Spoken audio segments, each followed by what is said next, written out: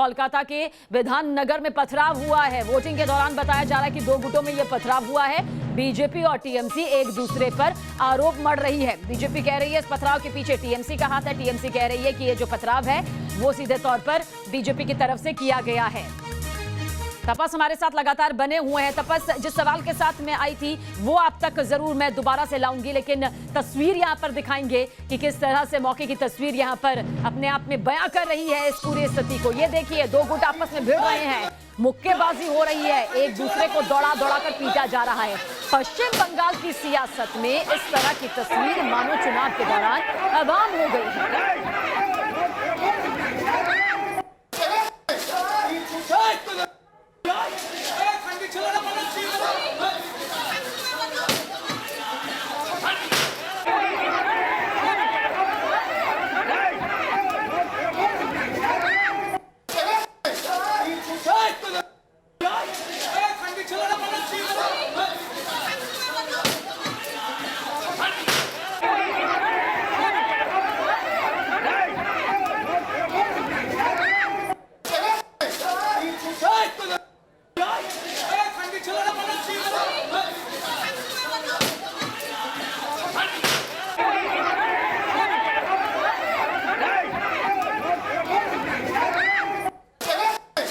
तो मारपीट की ये तस्वीर देखिए आपके सामने मौजूद है। एक दूसरे को दौड़ा दौड़ा कर मारा पीटा जा रहा है, लात घूंसे बरसाए जा रहे हैं। कौन किसका समर्थक है ये कहना मुश्किल है, लेकिन ये कहना जरूर आसान है कि चुनावी दौर में पश्चिम बंगाल की सियासत से इस तरह की तस्वीरें आना बिल्कुल आम सा लगता है और कानून व्यवस्था बार बार सवालों के कटघरे में खड़ी होती है। तपस हमारे साथ लगातार मौजूद है। तपस, जानना चाहेंगे कि क्या कुछ नजर आता है जनता के विश्वास के तौर पर, और क्योंकि ये जो हिंसात्मक तस्वीरें हैं ये बिल्कुल आम सी हो गई हैं, पर आप मौजूद है, क्या शांतिपूर्ण तरीके से ये पूरा मतदान इस वक्त हो रहा है? देखिए, सुबह से छोटी मोटी घटनाओं की खबर आ रही थी, लेकिन विधाननगर में थोड़ी देर पहले, तकरीबन आधे घंटे पहले जिस तरह से पथराव हुआ दो गुटों के बीच, एक तरफ तृणमूल कांग्रेस और दूसरी तरफ बीजेपी, ये एक बार और दर्शाती है कि कहीं ना कहीं पश्चिम बंगाल में आप कुछ भी कर लो, चाहे चुनाव हो, कितनी भी तैयारी कर ले, लेकिन पश्चिम बंगाल का जो रक्त रंजित जो चित्र है वो कहीं ना कहीं हर बार के हर चरण के चुनाव में देखने को मिलता है। और अमूमन विधाननगर की इस घटना को छोड़े तो कल्याणी में एक शख्स के घर पर जमकर बमबाजी की गई है और कुछ बमों को भी बरामद किया गया है। वहां से लोगों में एक डर पैदा करने की जो एक कोशिश राजनीतिक दलों की होती है वो कायम है इस बार भी, लेकिन पिछले कुछ चरणों की तुलना में इस बार हिंसा कम देखने को मिल रही है।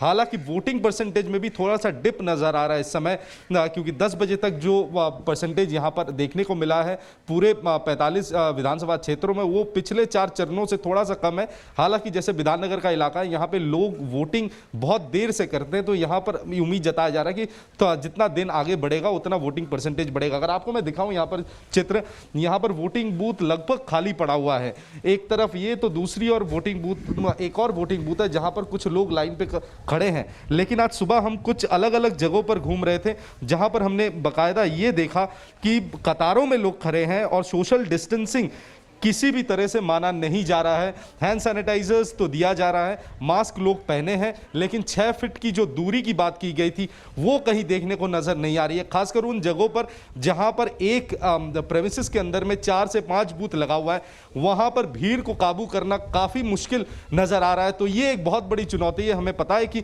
चुनाव आयोग ने नया प्रोटोकॉल जारी किया है, उसके बाद भी जिस तरह से लोगों का कतार देखने को अलग अलग बूथों में देखने को मिला है कुछ जगहों पर, कोलकाता के आसपास उत्तर 24 परगना नदिया में, वो कहीं ना कहीं सवाल फिर खड़े करते हैं कि क्या इस बार इस चरण का चुनाव सिर्फ शांतिपूर्ण ही नहीं बल्कि कोविड से लड़ने का जो प्रयास चुनाव आयोग की तरफ से किया जा रहा है, क्या वो सफल होगा?